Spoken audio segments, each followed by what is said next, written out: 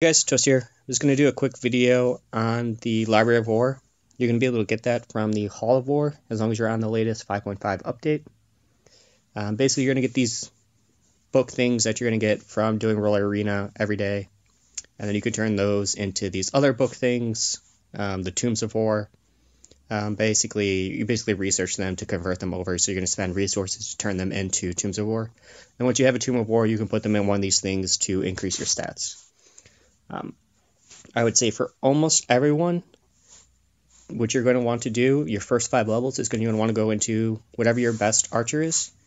As if it's a T11, in this case, for me, you're going to increase your bowman damage for this specific troop. So my T11 archers are going to get 3% more bowman damage. And if I get this up to level 5, then that's 15% more damage. And damage is basically the most important stat in the game.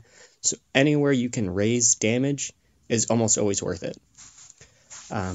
So with that caveat, T11 are basically the only people who I think have really a decision to make, because your T11, basically any spearman, which T11 are spearmen, you'll add 1.5% damage received, and then likewise, if damage is a very good stat, damage received is a very good stat for your infantry.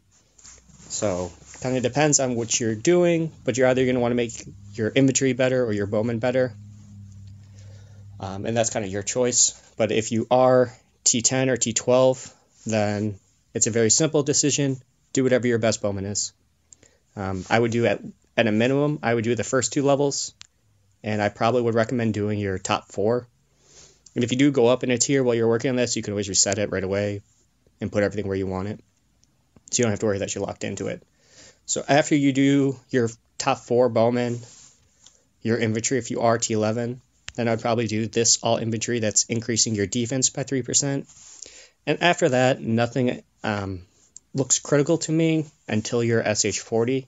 Once you're SH40, I think cav get a little bit easier to use just because you have a much bigger march cap.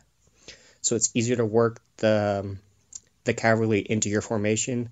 And then cavalry are the same as the bowmen, where they're adding cav damage, 3% for heavy and 2.5% for light. The one thing that kind of needs a little discussion is this sacrifice, which basically makes it so your infantry will take more damage. So it'll take damage away from cav, it'll take damage away from bowmen, as long as your infantry is 50% of your troops. So I think this has extreme value in defense, because this is going to make your cav die a lot less. And likewise, it'll make your bowmen die less to their cav, but I think this is a bigger deal for making your cav more effective in defense, as long as you have 50% of your defending troops as infantry. I could also see this having some value in attacking castles that have over 2 million troops, where you might want to do a 50% infantry bowman march, so that we are able to get this to come into effect.